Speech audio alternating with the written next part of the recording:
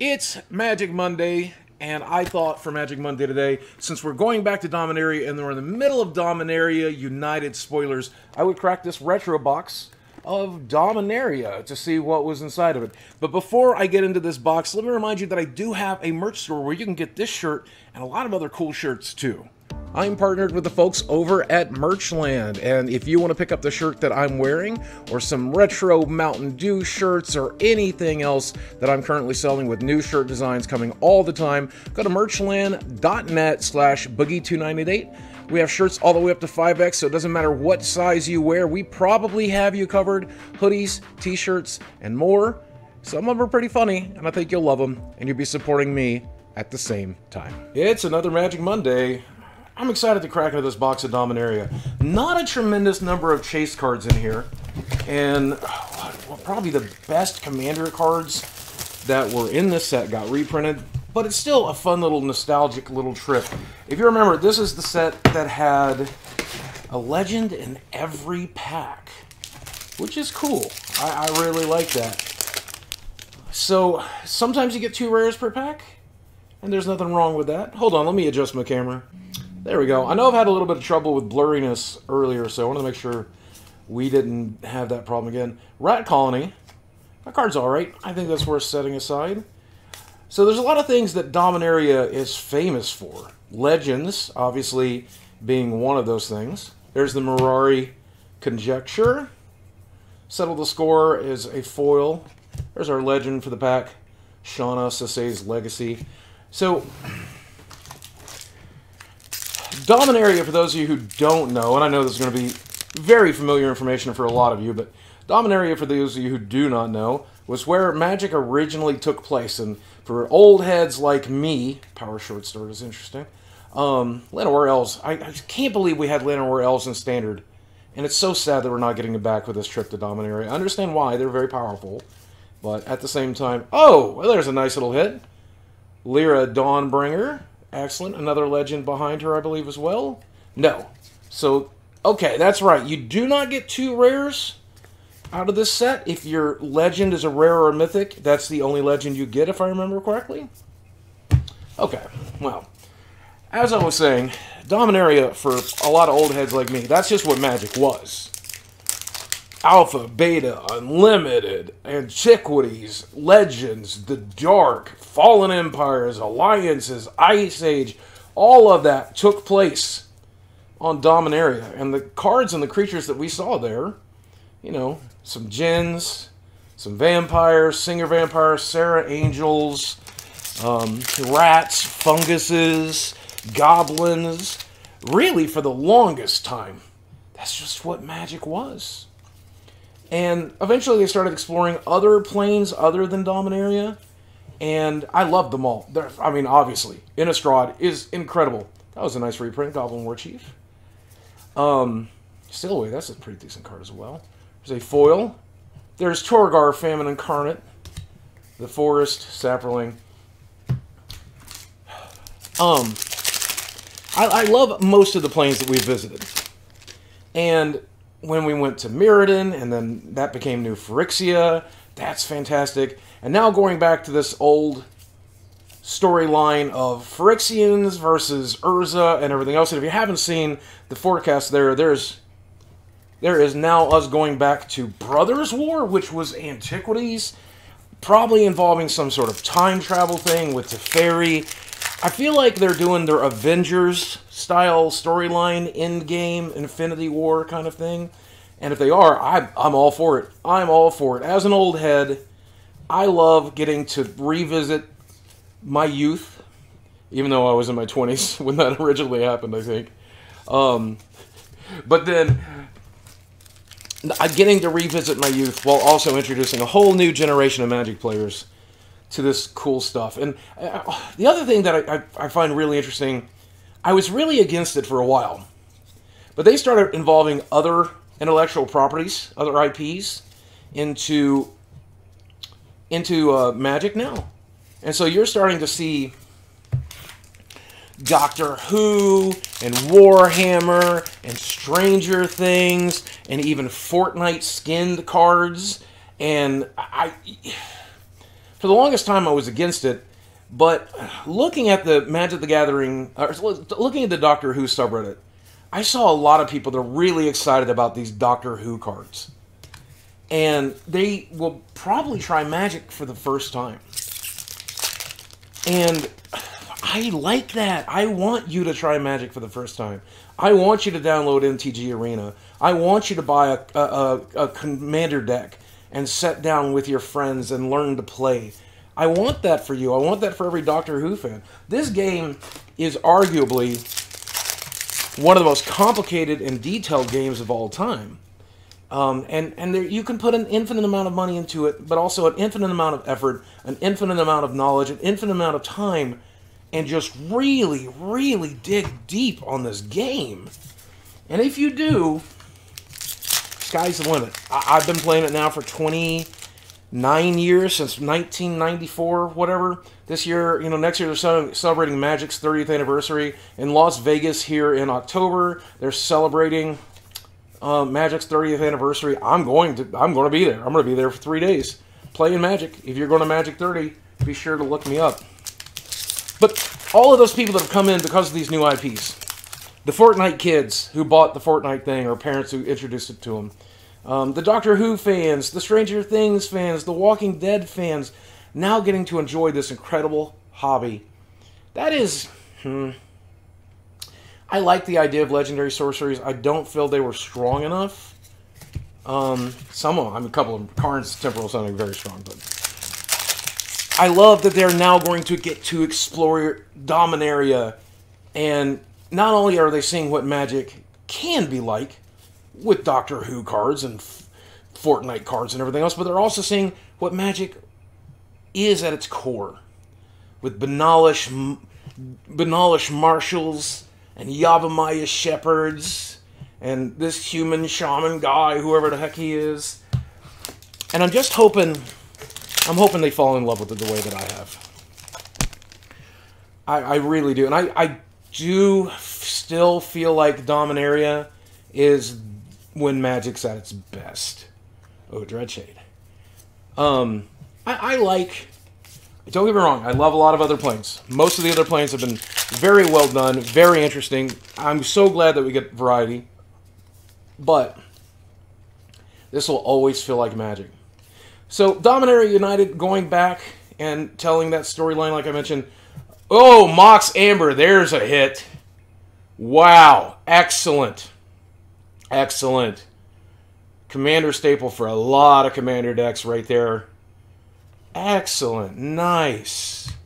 Nice. And a Yargle. Everybody loves Yargle. He's the best frog spirit in the world. Yay, Yargle. Oh, that's a nice hit. I was not expecting to get a Mox Amber out of this box. I'm really glad I cracked it. Hooray. But Dominaria United is definitely a nostalgia set, and I'm glad we're getting that nostalgia. But I feel like, based on the spoilers I've seen so far as of printing today, which is about over a third of the set, close to half of the rares and mythics, I feel like this set is nowhere near as powerful, unfortunately, as Dominaria was. And Dominaria was not a hugely powerful set. I mean, sure, it's got a Mox Amber in it, right? And, of course, it's got Lana Royales in it and Skirt Prospector and, but I didn't really, like, destroy Standard or anything. It was just a lot of fun and really good, a lot of really on the edge of broken cards without being broken. What I just like to call playable cards, if I'm being honest with you. Cards that I consider playable, like Skirt Prospector, like I said. Lana Royales, super playable. Kind of dwarfs the game when it's in the format, I get it, but, oh, I like Maven. She's in my elf deck. The cards we're seeing in Dominaria United are unique and interesting. It's definitely a 3-color/5-color environment. Obviously, we can see Dominaria had some 2-color feelings. Definitely was not a 3 or 5-color set. So, I don't know. They're really exploring the angel, or the legendary aspect again. There's Blackblade Reforged. Slimefoot, the best fungus. Everybody loves Slimefoot. Hashtag bring back Slimefoot in chat, boys. If we can have that in comment section, I would be very happy to see hashtag bring back Slimefoot. But I still think it's going to be a really unique and interesting set. I think it's going to be a very, very cool experience. Wizard's Lightning, basically Lightning Bolt, Sylvan Awakening, Baird, Steward of Argive, and the idea of them going to battle and uniting against the Phyrexians, and the Phyrexians possibly winning, and then us going to the Brothers' War via time travel, and having to do all of this other stuff to try to fight the big bad of the Phyrexians again. And I'm calling it here, boys. I have no insider knowledge. I haven't read anything like this on the internet, but I think the Phyrexians win. I do. You go ahead and refer to this video in the future. Tell me if I was right. Tell me if I was wrong if you come back to this video. But 110%, I think the Phyrexians win this time. And it's going to irrevocably change Dominaria. Then we go back to the Brothers' War to grab the Golgothian Silex or something like that. And push the Phyrexians out, quote, once and for all. That's probably what's going to happen. But if I got to pick Squee, everybody loves Squee. Look at the little Squeeze toy.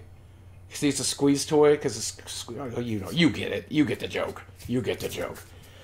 I would like to just see the Phyrexians win like they did on Mirrodin.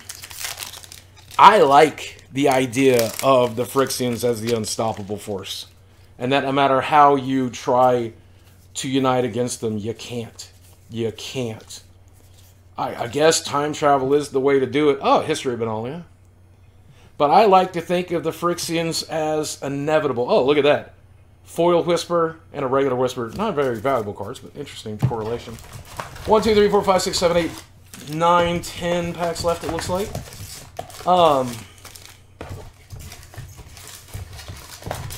But this next year, if you're an old head like me, if you love Magic like me, if you're interested in retro sets, this is the time for you. It's the time to come back into the fold. It's the time to see your favorite characters again, to see your favorite worlds again, to see the Phyrexians, to see the Weatherlight, to see probably all of those things that you loved so much the last time you were in Dominaria get destroyed and turned to get completed by the Phyrexians. But at the same time, it should still be a really good time. Oh, choose the Hods in the same pack, in the same box. Ugh. It should still be a good time. And at the end of the day, even if you don't care about the flavor, even if you don't care about the storyline, which most Magic players, I feel, do not. Maybe you care about the art, and the art's really good through these sets. Traxos, God, he's so good. He's so good in so many decks. Hopefully you'll enjoy the cards, because the cards do seem interesting and powerful and flavorful. I do have an opinion about Magic cards that I always feel a little awkward about sharing, especially when they're in the middle of a three-color environment like this current standard. Antiquities War, speaking of the Brothers' War, that's the actual Brothers' War right there. I don't like three-color environments. Last time we really had one in standard, what was that, Khans of Tarkir? I hated it. I hated it. I don't like running in standard, especially three-color mana bases. Obviously, I do it in Commander. Oath of Teferi, welcome to the fold, Teferi. But I get mana screwed, man. I always had a theory, okay? If it was a three-color environment, I'm going to play two colors so that I can win some games just off of consistency alone. If it's a two-color environment, I'm playing mono red, mono green, mono black, suicide black, whatever, so that I can get that advantage. I don't know, one of the weaker mythics, but that's nice mythic.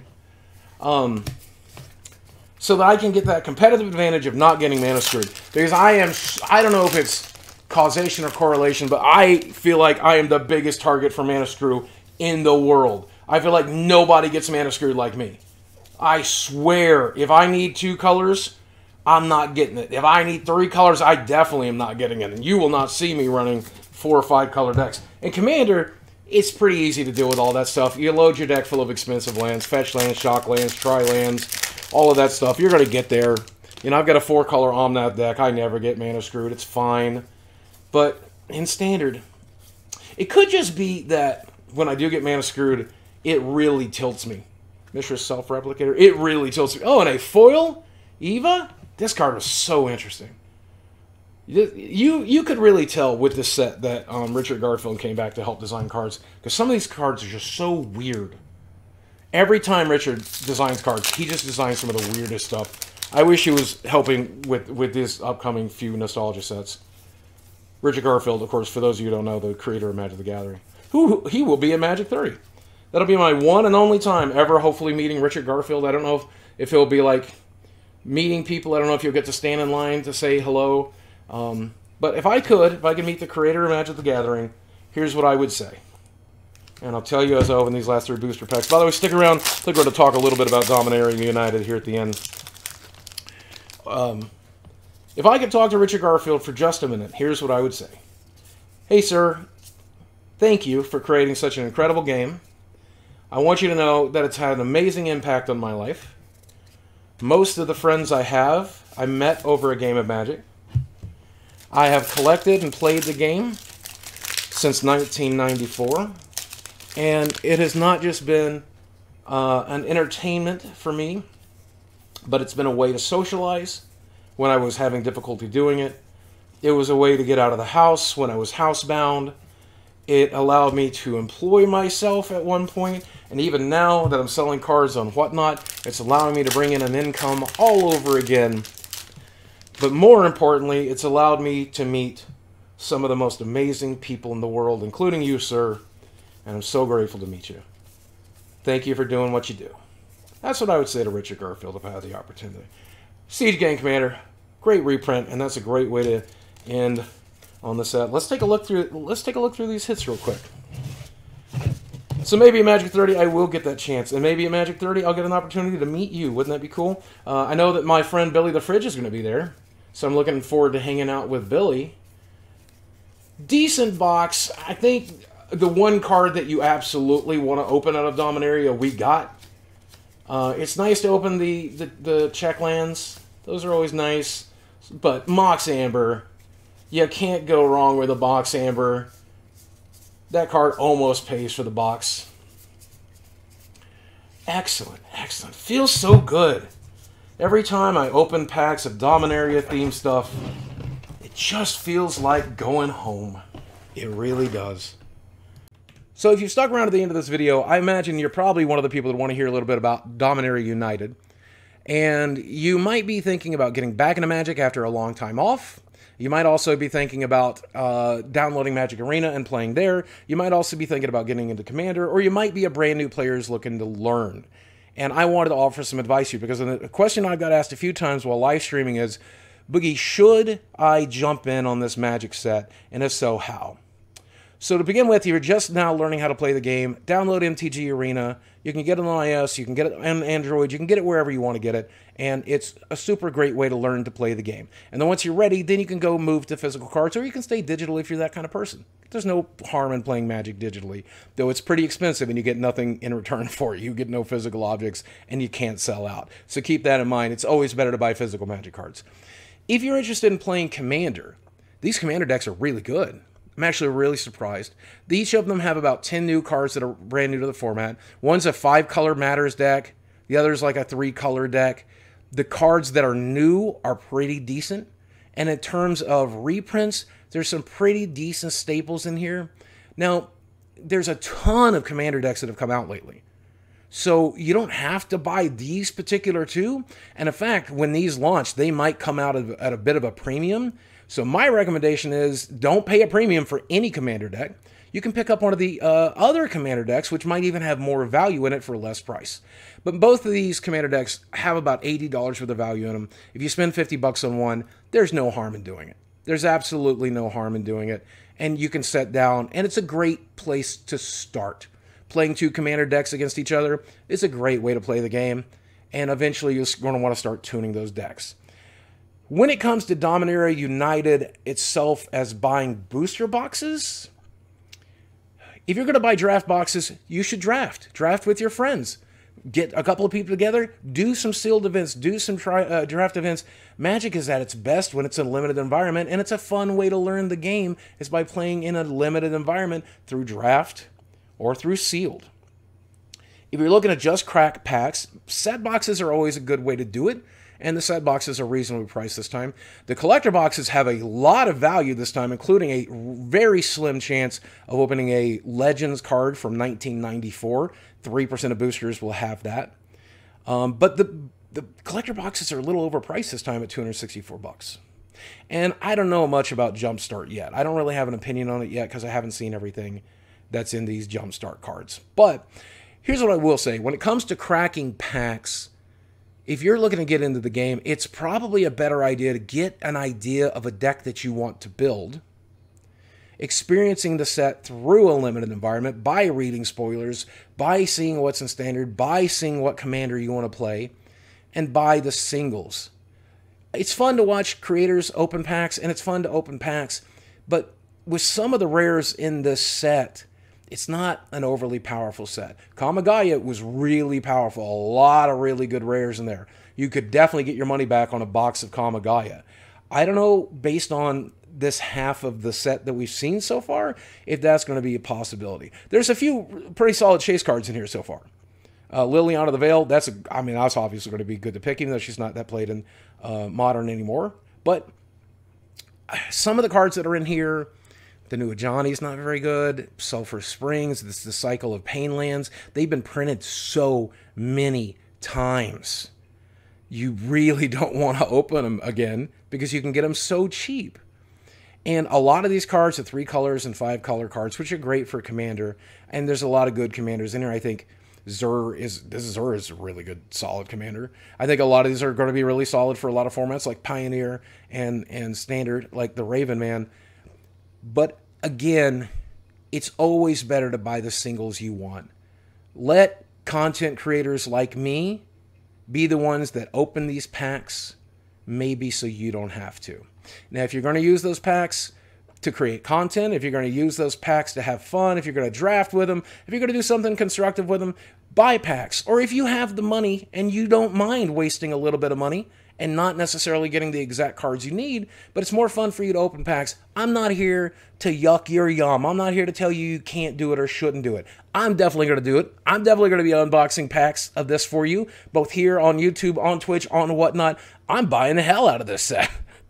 So that's me. Maybe I'm being a little bit hypocritical, but when it comes to my viewers, I always want you guys saving money and getting the best bang for your buck. But do I think this is a great set to get back in on? Oh yeah. Especially this current standard environment, and especially with the recent commander decks that have been getting printed, and these 2 commander decks are no exception. If you're looking to play a non-rotating format like Commander or Modern or Pioneer, I don't think you can go wrong. And if you're going to play limited with this set, this limited environment looks really good so far. And that's my opinion, and I'm sticking to it. Now, if you made it all the way to the end of this video, let me ask a few favors of you. Did you know right now is the best time to sign up for memberships because YouTube is not currently taking its cut for memberships? So if you want to see more videos like this, hit subscribe, become a channel member. It would mean the world to me if you do. Don't forget, I'm selling cards on Whatnot now, so you'll see the link for that down below. My merch link is down there. My Meta PCs link is down there. Any way you choose to support me, if you're enjoying this content, is great. But as long as you watch these videos and you make it to the end like this, you're a super fan, and I'm glad to have you. Guys, as always, thanks for watching. I love you very much, and I will speak with you again soon. I'll see you in Dominaria.